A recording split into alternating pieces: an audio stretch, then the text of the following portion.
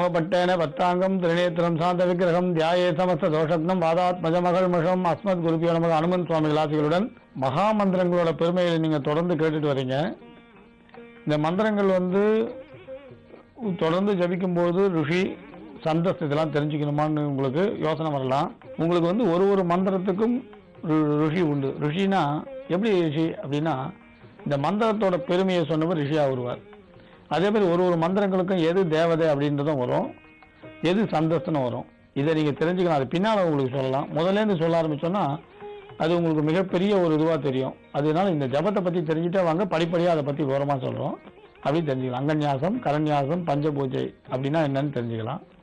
அப்புறம் ஜப சமர்ப்பணம்னு உண்டு, அதையும் தெரிஞ்சுக்கலாம். இதெல்லாம் நீங்க படிப்படியாக தெரிஞ்சுக்கலாம். இந்த மந்திரங்கள்ல சக்தி பஞ்சாட்சரின்றது, நீங்க என்ன நினைக்கிறீங்களோ அந்த நினைத்த காரியத்தை அதே வழியில போய் துளி கூட பிசகாமல் சாதித்து கொடுக்கக்கூடிய ஒரு பலம் வாய்ந்த மந்திரம். வஜ்ராயுதம் மாதிரி உங்களுக்கு வாழ்க்கையில் ஏற்படக்கூடிய கஷ்டங்களை ஒழிப்பதில் இந்த மகாமந்திரம் வஜ்ராயுதம் போன்றது. இந்திரனோட வஜ்ராயுதம் கேள்விப்பட்டிருப்பீங்க, ததீசி முனிவர் கொடுத்தது. விருத்தாசுரனை ஒழிக்கிறதுக்காக ஒரு நூதனமான ஒரு ஆயுதம் ஒண்ணுன்னு கேட்கிறா.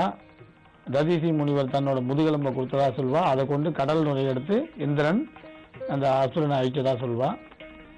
அந்த ததீசி முனிவரோட அந்த முதுகெலும்பு தான் வஜ்ராயுதமா இந்திரன் கையில வந்ததா சொல்வா. அது மாதிரி ஒரு வஜ்ராயுதம் போன்றது நம் வாழ்க்கையில் ஏற்படக்கூடிய இடையூறுகளுக்கு, கஷ்டங்களுக்கு, தொல்லைகளுக்கு, வருத்தங்களுக்கு எல்லாம் வஜ்ராயுதம் போன்றது இந்த மகாமந்திரம்.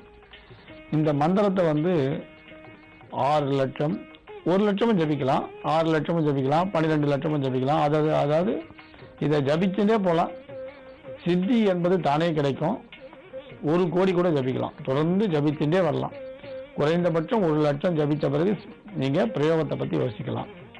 அப்படி இல்லைன்னா காரிய சித்தியை நினைத்து உங்களுக்கு நீங்க டெய்லி 108 கூட ஜபிக்கலாம். அப்படிதான் முடியாதுன்னா டெய்லி சாதாரணமாக 108 ஜபம் பண்ணலாம். இந்த ஜபம் செய்த பிறகு நல்ல சந்தனத்தை அரைச்சி புனுகு ஜவ்வாது சேர்த்து உங்களுக்கு நெத்தியில திலகமா இட்டுட்டு போனா 3 உலகமும் வசமாகும். நெத்தியில திலகமாக இந்த மகாமந்திரத்தை சொல்லி இட்டுட்டு போனா உங்களுக்கு 3 உலகமும் வசமாகும். இப்ப அந்த தொலைக்காட்சியோட அந்த ஸ்கிரீன்ல தெரியுது பாருங்க, அந்த ஜபத்தை நீங்க தொடர்ந்து பண்ணுங்க. அதாவது ஓம் ஹ்ரீம் நமசிவாய, இது அற்புதமான சக்தி பஞ்சாட்சரி மந்திரம். இதை நீங்க தொடர்ந்து சொல்லுங்க. இது உங்களுக்கு இஷ்டகாரிய சித்தியை ஏற்படுத்தி கொடுக்கும். சாதாரணமா அந்த சந்தனக்கல் கிடைக்கும் கடை, அதை நீங்க வாங்கி வச்சுட்டு நீங்க வீட்டிலேயே சந்தனத்தை ரெடிமேடா வாங்காம வீட்டிலேயே சிறிய அந்த சந்தனக்கல்ல தேய்ச்சி கொஞ்சம் புழுகு கொஞ்சம் ஜவ்வாது சேர்த்து நெத்தியில திலகமா இட்டுக்கலாம். இட்டுனா உங்களுக்கு சத்துருக்கள் கூட உங்களுக்கு வசமாவா. துஷ்ட ஜந்துக்கள்லாம் உங்களை பார்த்த உடனே விலகி போயிடும் சொல்லுவான். துஷ்ட விஷ ஜந்துக்கள் இருக்கு இல்லையா, தேளு, பாம்பு, அது இல்லாமல் தனி வழி போகும்போது இருக்கக்கூடிய துஷ்ட ஐந்துகள், கண்ணுக்கு தெரியாத துஷ்ட ஆவிகள், இதெல்லாம் விலகி போயிடும் சொல்லுவாங்க. துஷ்ட ஆவிகள்னு சொல்லும்போது பைசாச உபாதைகள் இருக்கிறவங்களுக்கு நல்லது, விலகி போயிடும். இந்த பைசாச உபாதை யாருக்கு இருக்கோ அவள் விட்டுட்டு அவளுக்கு பரிபூர்ணமான நன்மை நடக்கும். பைசாசங்கள்லாம் விலகி போயிடும். இந்த சந்தனத்தை இந்த மந்திரத்தை சொல்லி விட்டுருந்தீங்கன்னா பைசாச உபாதை தானே விலகும். இதை தவிர நீங்க ஒரு வேலை விஷயமா போறீங்க, உத்தியோக விஷயமா போறீங்க, இந்த சக்தி பஞ்சாட்சரி சொல்லி சந்தனத்தில் கொடுத்து நெத்தியில திலகமா இட்டுட்டு போகலாம். வேலை தானே கட்டாயம் கிடைக்கும். நினைத்த காரியமும் நடக்கும், வேலையும் கிடைக்கும். நீண்ட நாட்களாக பதவி உயர்வு வராதுவா, தேவையற்ற சண்டை சச்சரவு இருக்குவா, நெருங்கிய உறவுகள் பிரிந்து போயிருக்குவா. அப்போ இந்த மாதிரி நெருங்கிய உறவுகள் பிரிஞ்சு போயிருந்தா சந்தனத்தில் இந்த மந்திரத்தை சொல்லி இட்டுட்டு போகலாம்.